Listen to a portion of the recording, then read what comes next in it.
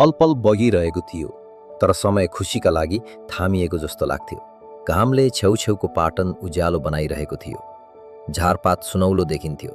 चिरबिर चिरबिर चरा चिचाइरहेका थिए।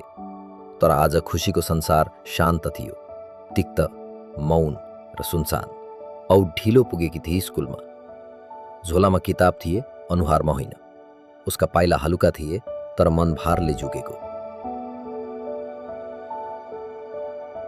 खुसी नाम त यस्तो जसले आँसु रोकिदिनु पर्ने हो, तर त्यो दिन उसभित्र कुनै खुसी बाँकी थिए। उनी चुपचाप कक्षाको कुर्सीमा बसेकी थिइन्। शरीर त उपस्थित थियो, तर मन कतै टाढा हराएको थियो। कक्षाको एक कुनामा बसेको अर्नितले उनलाई नियालिरहेको थियो। ऊ जसको घर खुसीको घरको छेउमै थियो, जहाँ बाख्रा, गाई, कुखुरा फर्ममा हुर्काइन्थे। उसको मुटु बिथोलिएको थियो। एकताका हाँस्ने, दौडने खुसी आज सास लिँदै थिइन्, तर जिउँदो लाग्दिनथिन्। ऊ आफ्नो कापीको पाना फुकालेर सरसर्ती अगाडि पठाउँछ। शब्द नलेखी, तर मनले लेखिएको प्रश्न जस्तो, तिमी ठीक छौ?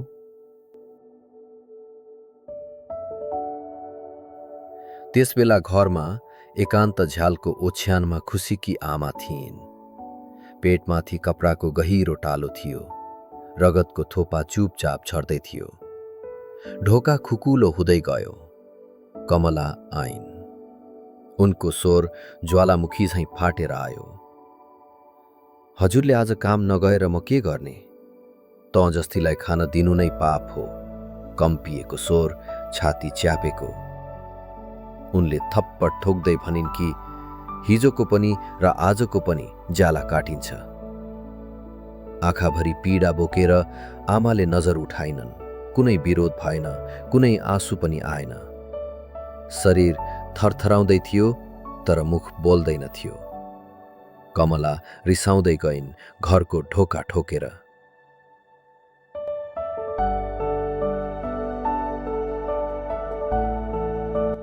खुसीको आँखा खुलेका थिए, तर पढाइमा थिएनन्। अर्नितले फेरि पुछ्यो। यो पटक आवाजमा गम्भीरता थियो। उसले भन्यो, मलाई थाहा छ, केही भइसकेको छ। हिजो राति चिच्याएको सुने मैले, तिमीहरूको घरतिर। खुसीको ओठ अलिकति खुले। हावासँगै पात झर्छ जस्तो बिस्तारै। उनी फुसफुसाउँछिन्। बाबाले आमालाई पेटमा हाने। भित्रको बच्चा चुपचाप भयो। आमाले मसँग केही भन्न सकिनन्, म केही गर्न सकिनन्। त्यो स्वरमा कुनै रोदन थिएन, कुनै गुनासो थिएन, तर त्यो निश्वासमा हजार चिच्याहट लुकेका थिए। विद्यालयको घन्टी बज्छ। सबै बच्चाहरू रमाउँदै घर फर्कन्छन्। साँझको सुरुवात हुँदै थियो। आकाश गुलाबी र सुनौलो रङले रङ्गिएको थियो। गाउँको एउटा छेउ स्कुलबाट नफर्किएकी खुसी बिस्तारै खेततर्फ हिँडिरहेकी थिए। खेतको छेउ घाँसले भरिएको खुला ठाउँ, जुन कहिले कसैको आवाजले नचिच्चाइने ठाउँ। सायद त्यही भएर उसले त्यो ठाउँ रोजेकी थिए। त्यस घाँसमा बसिरहँदा उसको वरिपरि मौनता मात्र थियो। न सास फेर्ने आवाज, न आँखाभरि आँसु, केही पनि थिएन। ती आँखाहरू जसमा कहिले काहीँ सपनाको छाया खेल्थ्यो, आज त्यसमा कुनै प्रतिबिम्ब थिएन। अचानक उसको काखमा एउटा सानो बोको आइपुग्छ। सेतो बोक्रा, चम्किलो आँखा।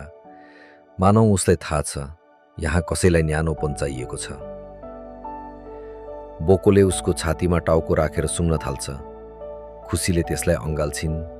त्यो अँगालोमा आमा नहुनु, बुबाको रुवाई, काखमा नबचेको भाइ, सब चुपचाप मिसिएको छ। दूरबाट कसैले कदम चालेको आवाज सुनिन्छ। खेतको पाटीबाट अर्नित आइरहेको थियो। उसले खुसीलाई देख्यो र तिनको अनुहारले उसलाई झसङ बनायो। उनी नजिकै आए।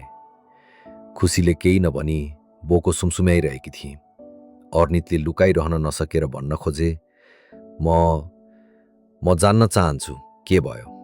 तर खुसीले एकछिन पनि उसको आँखातिर हेरेन। उसको नजर माटोमा थियो र स्वर बिल्कुल खाली। उसले भनी, बाल्य स्वर गहिरो शान्तिमा, बुबाले माइलाई हाने, धेरै हाने, पेटमै। त्यसपछि ऊ चुप। शब्द छैन, आँसु छैन, शोक मात्रै बाँकी।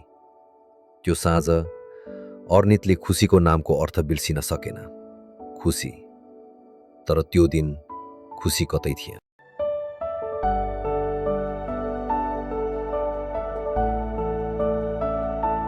जीवनका केही पलहरू यस्ता हुन्छन् जसले बच्चालाई एकाएक वयस्क बनाइदिन्छ, समयभन्दा पहिल्यै। यी सन्दर्भहरू, यी पीडाहरू शब्दहरूमा अटाउँदैनन्। आजको यो अध्याय म होइन, आजको कथा खुसी आफैले सुनाउनेछ। त्यस माटोले बनेको घर, त्यो अँध्यारो कोठा र त्यो आधा टुकीको उज्यालोभित्र लुकेको साँचो सबै उसले आफै बताउनेछ। किनभने कहिलेकाहीँ बालकहरूले पनि संसार बुझ्न बाध्य हुन्छ।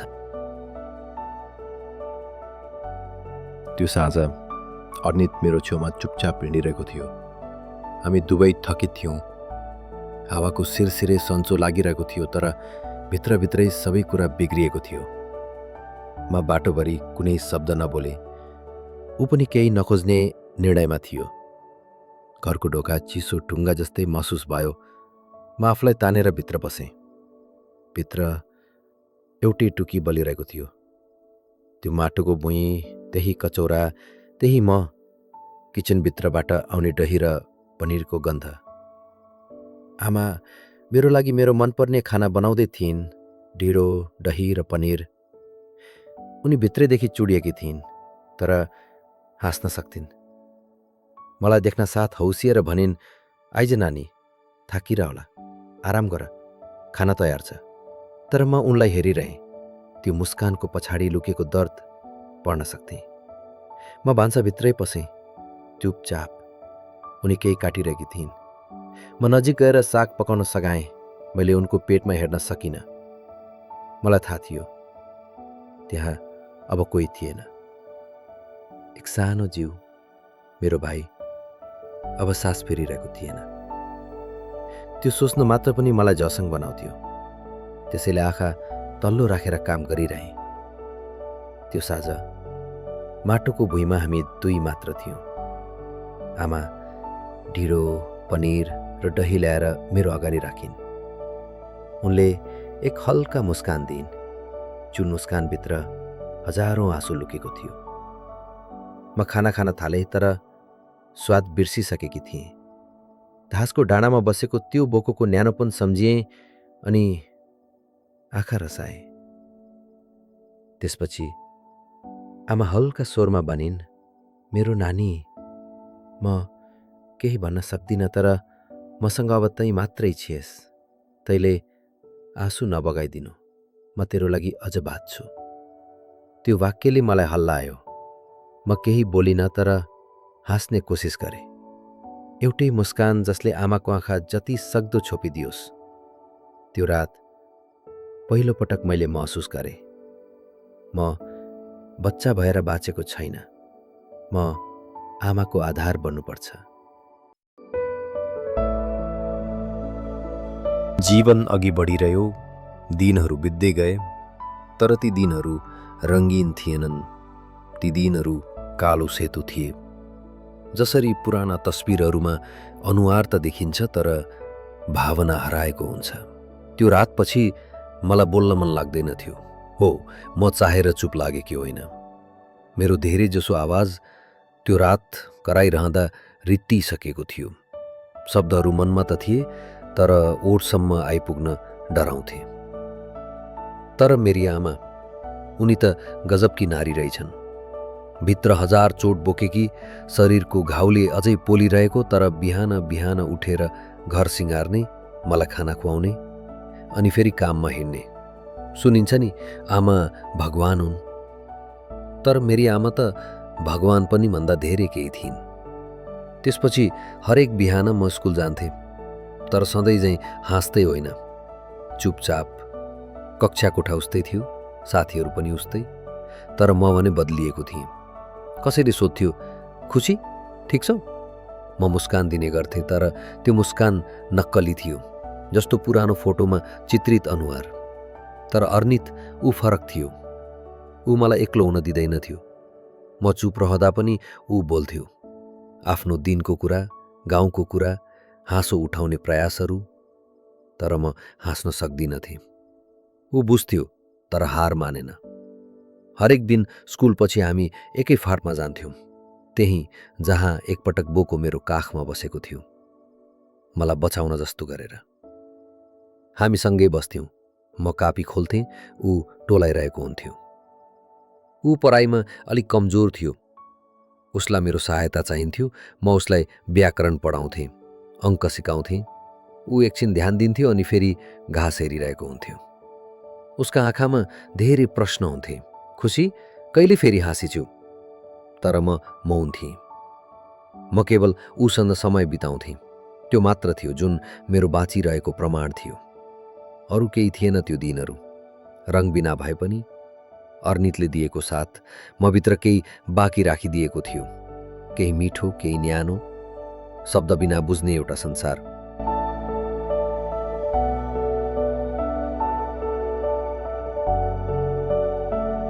केही हप्ता यत्तिकै बिते र मलाई के थाहा, मेरो जीवनमा जुनले प्रकाश नदिएको त्यो रात एउटै थिएन। ऊ त फेरि फेरि आउने रहेछ, अनि हरेक चोटि अझै गहिरो अँध्यारो लिएर। त्यो बिहान, सायद बिहान भन्नु नै ठिक हो कि होइन थाहा छैन, सूर्य पनि आकाशभरि फैलिन नपाई मैले मेरी आमाको काँधमा टाउको राखेर निदाएको थिएँ। तर एक्कासी आवाजले बेउझायो। बाहिर कोलाहल थियो, मानिसहरूको चिच्याहाट, लाठी ठोक्किएको आवाज अनि कुनै सब बोकेको चित्कार। आमाले मलाई नजिक तानेर भनिन्, खुसी, शान्त बस। तर म शान्त कहाँ हुन सक्थेँ। झ्यालको फाटबाट हेरेँ, सेतो कपडाले बेरिएको एउटा शरीरलाई 4 जना पुरुष बोकेर ल्याइरहेका थिए। गाउँका महिलाहरू, अनुहार गम्भीर, स्वर कठोर, चिच्याइरहेका थिए, दाइको आत्मा शान्ति पाओस् भने बहु निस्किनुपर्छ। नियम त नियम हो आमा, बाहिर ननिस्किए दण्ड लाग्छ। हो, त्यो मेरा बुबा थिए, जसले मलाई कहिले हाँस्न नदिएका, मेरी आमालाई सास फेर्न नदिएका।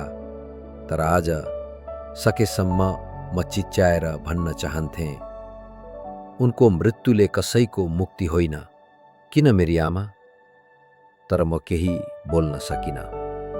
आमाको अनुहार हेरेँ, ओठ चुप्प, आँखा डरले उभिएको। तर उनले मेरो निधार छोइन्, जसरी कुनै चरा बच्चालाई बचाउन पखेटाले छोप्छ। आमाले थाहा पाइसक्नु भएको थियो, गाउँलेहरू उनलाई सती गराउनेछन्, बुवाको चितामा उनको शरीर चढाउनेछन्।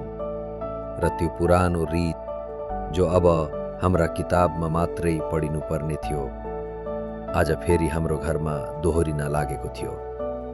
हाम्रो साथ रहनु भएकोमा मनदेखि धन्यवाद। आशा गर्छौँ तपाईहरू सबै सुरक्षित, स्वस्थ र प्रेमले भरिएको रहनुहोस्। जीवन कहिले काहीँ कठोर हुन्छ, तर कथा जस्तो यात्रा सधैँ अघि बढ्छ। अर्को भाग चाँडै आउँदैछ। सम्मानका साथ, शब्द बिनाको बुझाइ, एउटा आत्माको कथा।